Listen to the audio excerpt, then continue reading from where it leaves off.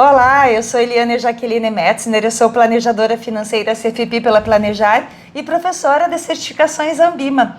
Sou conhecida como a Jaque, então a Prof. Jaque sou eu. Aqui na Academia do Dinheiro nós temos os nossos cursos online, que você encontra o link aqui no descritivo do vídeo, e nós temos também as nossas PQPs, para questão de prova, questões comentadas. Assim você consegue se preparar bem, não é mesmo?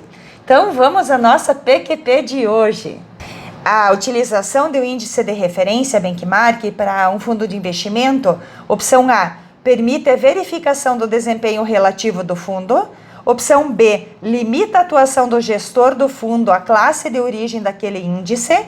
Opção C, restringe as operações do fundo aos ativos financeiros componentes daquele índice. Ou D, indica que tal fundo tem gestão ativa.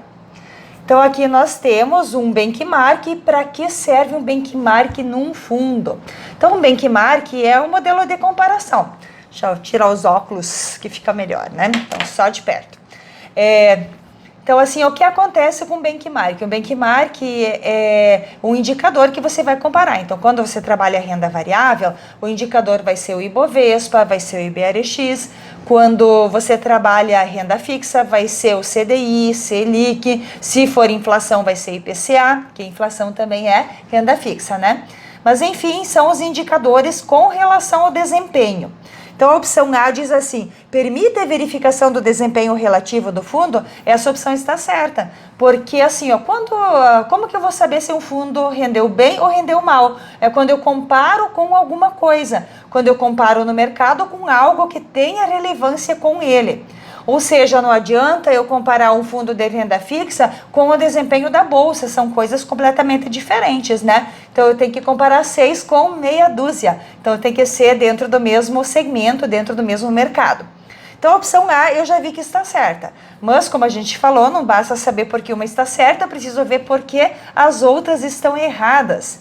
A opção B fala assim, limita a atuação do gestor do fundo à classe de origem daquele índice? Não necessariamente, porque digamos que eu tenho um fundo de investimento, vamos usar o referenciado DI. Ele vai usar o DI como benchmark, ele é referenciado. Mas o referenciado, eu sei que ele tem que ter no mínimo 95% dos títulos, dos papéis atrelados ao seu índice. Tá, mas e os outros 5%? Ah, os outros 5% são livres.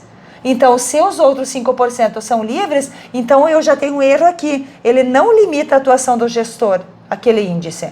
Ele pode sim dar um limitador, ter um percentual de acordo com a categoria do fundo, mas ele não vai limitar exatamente isso. Ele sempre vai ter uma margem. Por isso que a opção B não é a certa. A opção C diz assim, restringe as operações do fundo aos ativos financeiros componentes daquele índice, ele entra na mesma categoria do anterior. O anterior fala que limita a atuação do gestor à classe de origem e essa fala que restringe aos ativos financeiros componentes do índice. Eles são muito parecidos, né? Mas então assim, nenhum dos dois está certo, porque os fundos podem ter percentuais para livre destinação. Aí não estaria nem limitando e nem restringindo. Então a opção D fala assim, indica que tal fundo tem gestão ativa. Bom, não necessariamente, né? Um fundo ele pode ter gestão ativa ou passiva. Os fundos passivos, eles geralmente visam acompanhar um benchmark. Os fundos ativos visam superar um benchmark. Então eu sempre vou ter o benchmark lá, né? Mas então a função deles pode ser ou superar quando é ativo ou acompanhar quando ele é passivo. Então a nossa resposta certa é a opção A. Pegou? Então muito bem, te vejo no próximo vídeo.